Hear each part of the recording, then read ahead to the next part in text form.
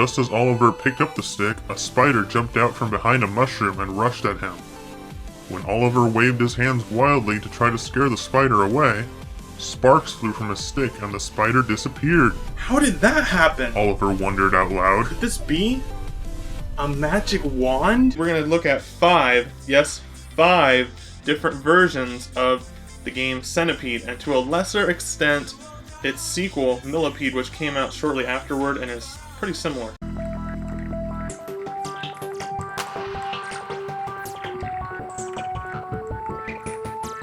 Some of the added realism to this game comes out of the arcade machine itself because it doesn't use a joystick or buttons. It actually uses a trackball controller that you slide your hand over, so it seemingly is a perfect fit for a marble game. Yeah, this game's pretty fun. I mean, so far, it's not really anything bad. I mean, now Glover is a third-party game by Hasbro for the Nintendo 64. It was also released on Windows PC, and a year later on the PS1 to negative reviews. Look at that. Look at that. There we go. Now we've got something somewhere. Oh, and it goes up and down. Sweet! It's like an elevator powered by the water. That makes a lot more sense. Alright guys, oh, this is cool, he has a harmonica! You know, I play harmonica from time to time too. And this is really cool. I've been diddled again. Diddled.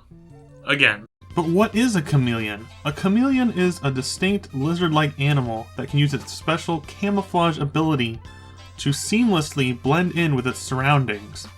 Many animals in nature use this as a way of hiding from their predators and to sneak up on their prey.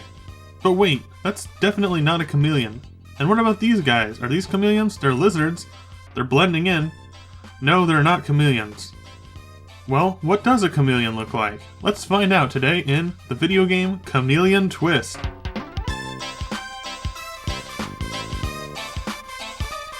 Spiders!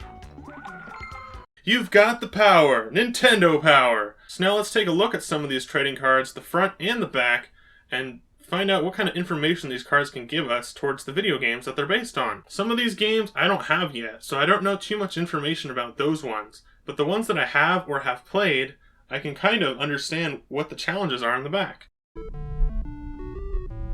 Hello there!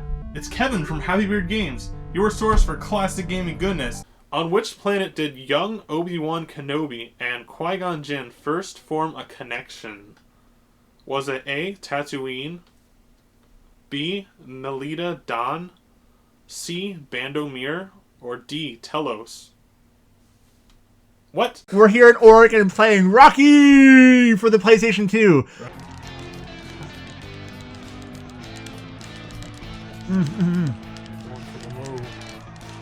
Battletoads Double Dragon on the Super Nintendo.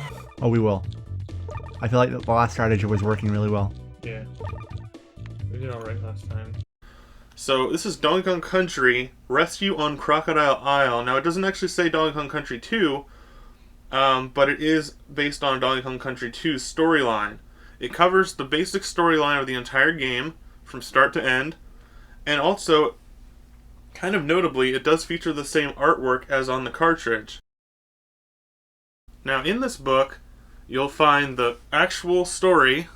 I don't know if it's the actual story, though, but this is basically the deeper, the lore, the whole story in text and in detailed version of Donkey Kong Country 2. Now, this book is actually a pretty intense read, too. They kind of keep the action up. It's not a whole lot of talking in this book, but there is conversations. It's mostly action scene after action scene. And dig out your favorite pair of red and blue 3D glasses, cause we're going to Plaid. Yeah! 3D! You know, going fast on those straightaways and dodging cars left and right, and then slowing down a bit on the turns. What I like to do is press the A and B button alternatively, instead of holding down the A button, which is accelerate, and then B is brake. When the apocalypse gets you down, there's only one thing you can do. Zap them. Yeah, that's right. Zap them. You can zap them too with the Zapper, new from Nintendo. You'll be saving your friends and family from the new zombie apocalypse with your mad skills from Duck Hunt using the Nintendo Zapper. Only on the Nintendo Entertainment System. Your parents help you hook it up. Wait a minute. Rad Racer 2 isn't in 3D. It's a city stage! Wow, I never would have guessed. So today we're going to check out the Atari 2600 paddle controller TV plug-and-play game. So I'm going to play my favorite game on this collection, which is the classic Breakout. If you haven't played Breakout before, what it is it's very similar to the later game series Arkanoid. But like Arkanoid after it, Breakout features basically like a Pong game. You have a paddle, and you have a ball just like Pong, however you're not playing against another paddle or another player.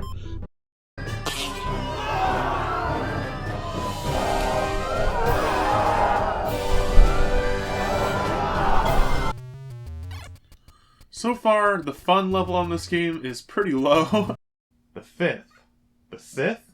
Revenge of the Fifth. Like Revenge of the Sith, the movie. So we're going to check out a video game based on that movie called Star Wars Episode 3, Revenge of the Sith. This is really intense stuff.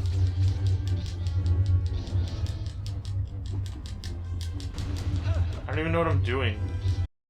I knew the Kong would be upon me soon, so I did the best thing I could. Fight. I had to fight back.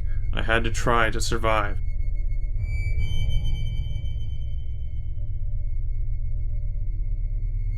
But as I reached for my trusty hammer, I felt something pulling me back.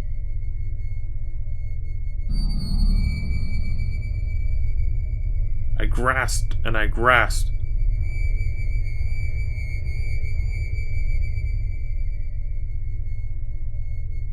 And I just could not grab my hammer back. The last thing I remember, a split sudden sense of pain. Darkness. I had been knocked out cold by something unknown in the woods of DK Island. Could it have been the elusive Donkey Kong? And this might be my biggest pickups that I'll have in a long time.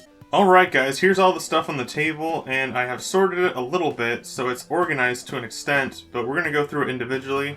And I put it all on this table, which it barely fits on.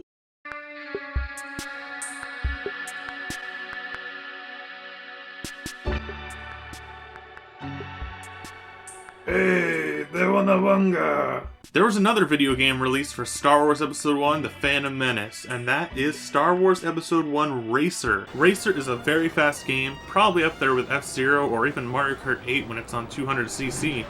The controls are easy to understand too. Unlike Mario Kart, there is no items or pickups.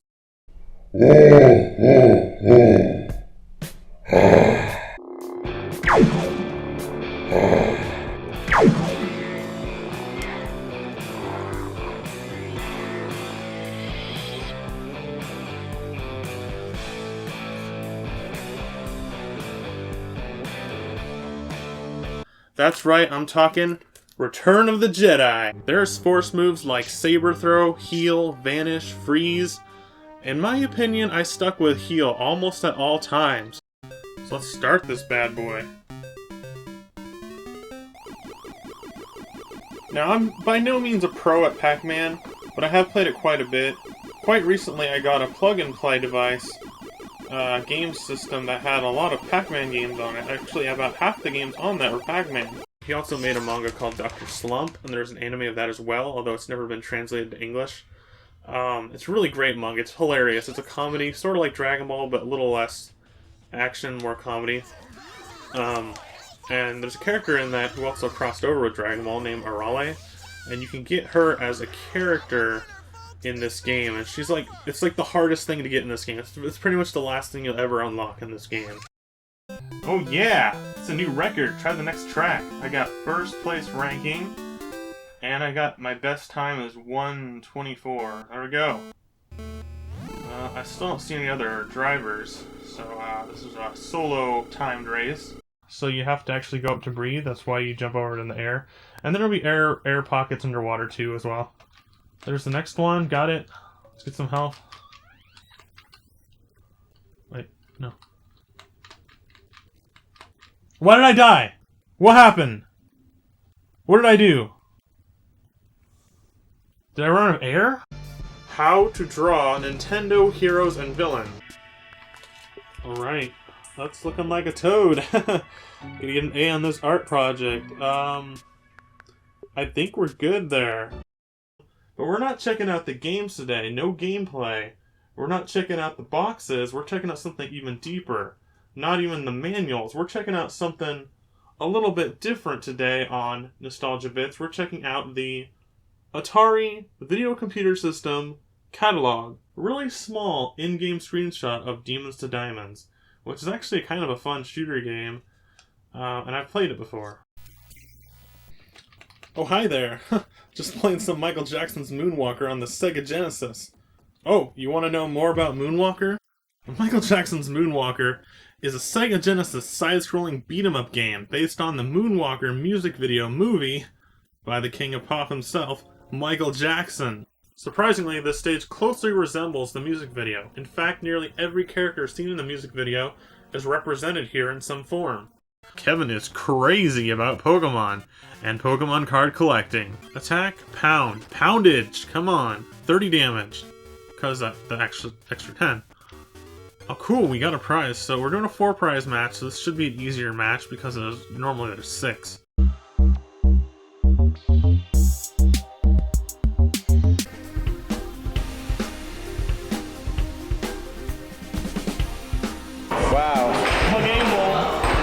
What you do is you hold down the Wiimote trigger. No, that is not a shoot button. That is the trigger that allows you to slide the camera around. This has the worst graphics I've ever seen on a Nintendo Wii retail game. Look at that elk! He's just running into a tree! Why am I not shooting him? Come on, here we go. The one and only Monster Party on the Nintendo NES. Yeah! The 3 bosses here include a snake-like enemy, which was the hardest boss in the game for me, a man with many arms, and an Egyptian pharaoh zombie head. Alright, let's see. Oh my goodness! Can you stay alive at 13 Dead End Drive? I'm so excited to play this game, guys.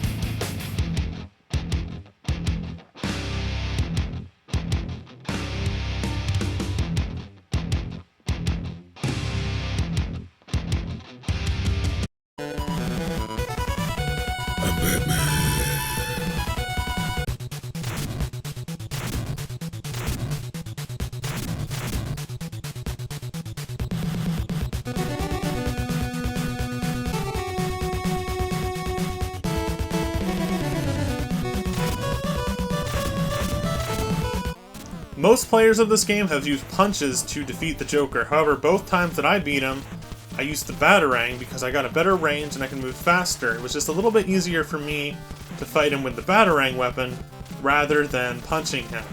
But the Joker is still stronger, faster, and has more health than any of the bosses before him. Here's another secret here, guys, if I can get to it. Oh no! No! I got it, yes! And you crouch there to activate a crown that'll come out and give you 2,000 more points. Haha, there we go. Hold that fire in the... Ah! Okay, just a mere technical difficulty. Oh, and where's... this goes on the plate. Okay, it's okay. Dude, my It's eyes still are burning. It's still burning. This game's using chemical warfare on me. I can't see. It's a game that makes you feel like you're in control of one of the Star Wars films. But as we will see, this game's story, the actors acting, and most importantly the gameplay itself, is lacking.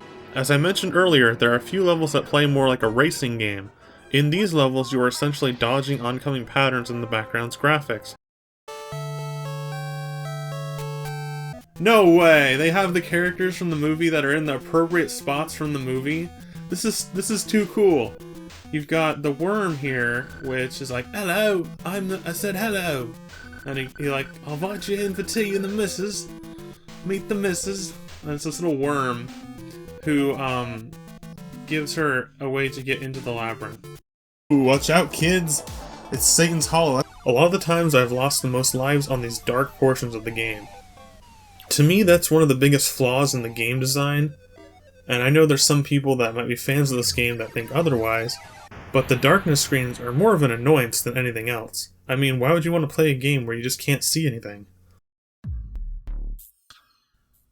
So many games, and I just don't know which game to review next. I just wish there was some way that I knew how and what game people would want to see me review for my next review video. Hey you, hey over here. You know, as me being an N64 and all, you should do more N64 reviews. That's what the people want. But N64, there's so many great games on the Nintendo 64 library that I just don't know if I can do any of them justice in a simple review. I know you played Glover, and I know you played Chameleon Twist, but you need more N64. Well, here's one, and it's a Star Wars game. I know how much you love Star Wars. It's Shadows of the Empire for the N64, and remember, I'll be watching. Alright, that sounds like a great game to review. I can do that.